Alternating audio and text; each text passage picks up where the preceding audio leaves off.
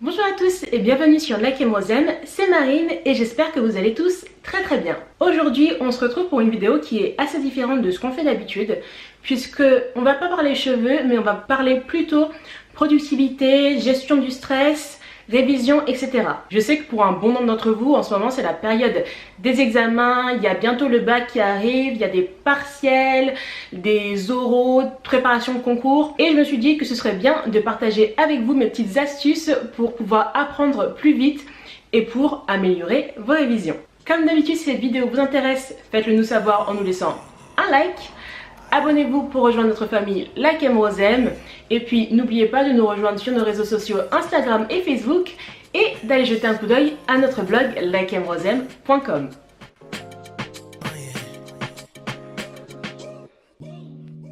La première méthode dont je voulais vous parler, c'est la méthode Pomodoro.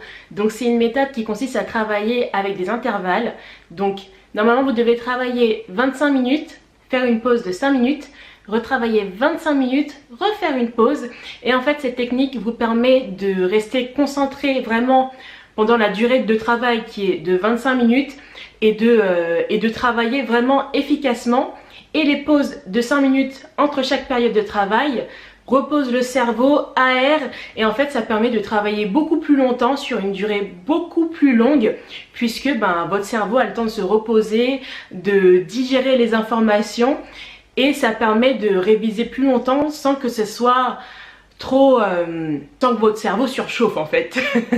Et pendant ces périodes de pause, entre chaque moment de travail, profitez-en pour vous dégourdir les jambes, pour aller regarder ailleurs, parler à votre famille. Moi, ce que j'aime bien faire, c'est que je mets la musique à fond, je danse, je fais plein de trucs. Je me change vraiment les idées. Après, ce temps de travail peut être adapté. Moi, je sais que je préfère travailler 40 minutes à fond et ensuite prendre une pause plus longue de 8 minutes.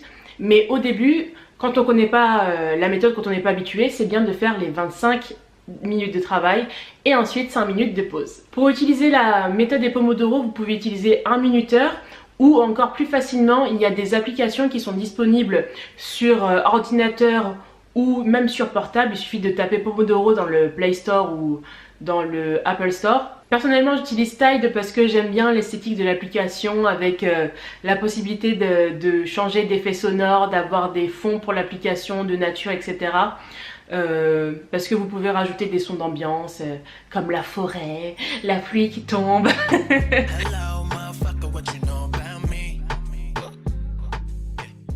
Autre méthode, mais cette fois un peu plus pour vous motiver à travailler, c'est la règle des 5 secondes de Mel Robbins. J'ai lu son livre récemment et j'ai beaucoup aimé, j'ai appris un tas de choses, je vous le conseille vraiment. En fait, cette technique-là, elle l'a inventée parce qu'elle était assez déprimée, elle n'arrivait pas à se lever le matin.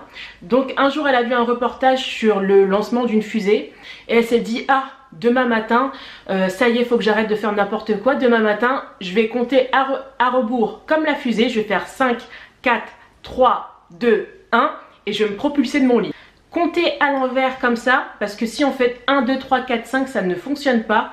Compter à l'envers, ça permet de créer un espèce de momentum dans le cerveau et ça coupe le cours des pensées qui sont assez négatives, qui vous disent oh non ne fais pas, je me sens pas bien, etc. J'ai pas envie. Et du coup ça vous permet de passer en mouvement rapidement en fait. Vu que vous n'y pensez pas, vous n'avez plus de pensées négatives, vous pouvez vous lancer.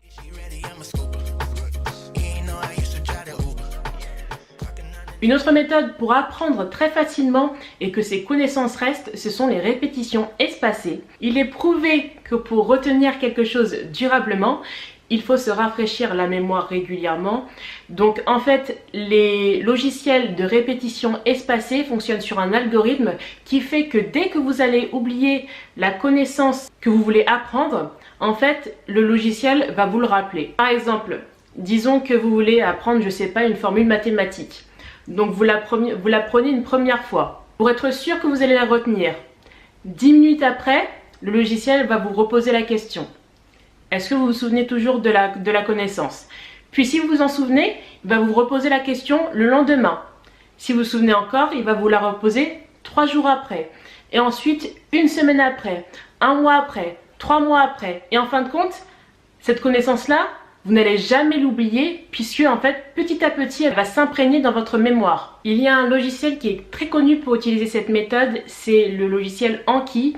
Et grâce à ça vous pouvez télécharger des decks ou des paquets de cartes qui vous permettent d'apprendre des choses dans plein de domaines différents. Je sais qu'il y a beaucoup de langues, vous pouvez apprendre le russe, l'anglais, le chinois, l'espagnol.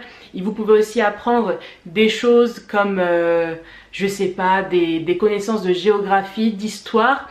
Et vous pouvez même vous faire votre propre paquet de cartes avec les choses que vous avez du mal à retenir. Et comme ça, vous travaillez environ 10 minutes par jour. Le logiciel programme les répétitions dont vous aurez besoin pour retenir ces connaissances. Et ces connaissances-là, grâce à ça, vont rester. Le logiciel Anki est disponible sur portable et sur ordinateur. Et c'est vraiment un logiciel qui est génial. Il y en a d'autres variantes, il suffit de taper répétition espacée sur Google et vous allez sûrement trouver votre bonheur. Mais Anki, il est vraiment génial.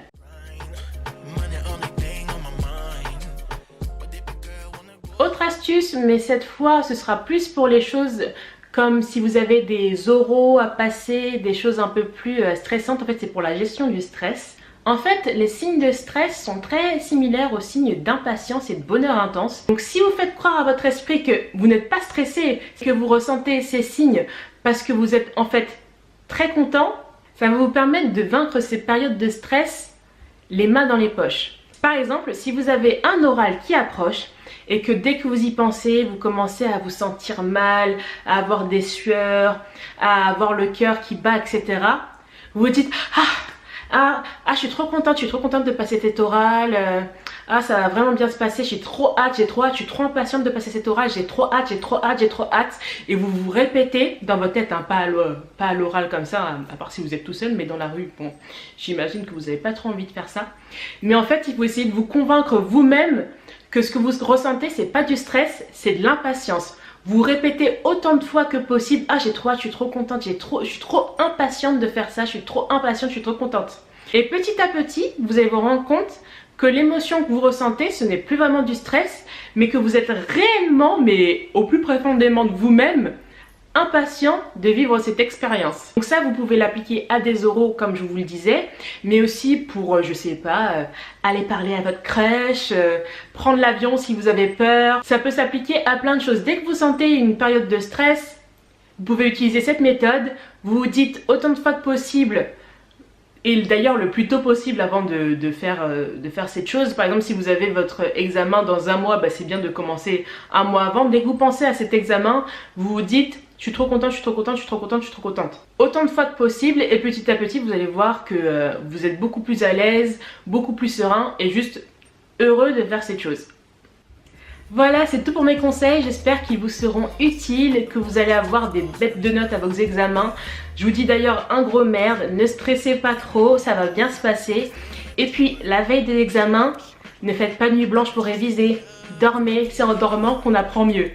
Donc voilà, je vous fais plein de gros bisous, bonne chance à tous, à bientôt sur la Camrosem. Et si cette vidéo vous a plu, n'hésitez pas à me le dire en commentaire parce que j'ai encore plein d'astuces que je pourrais partager avec vous et ça me ferait vraiment plaisir parce que j'aime beaucoup faire ce genre de vidéos. Cette fois c'est vraiment fini. Ciao!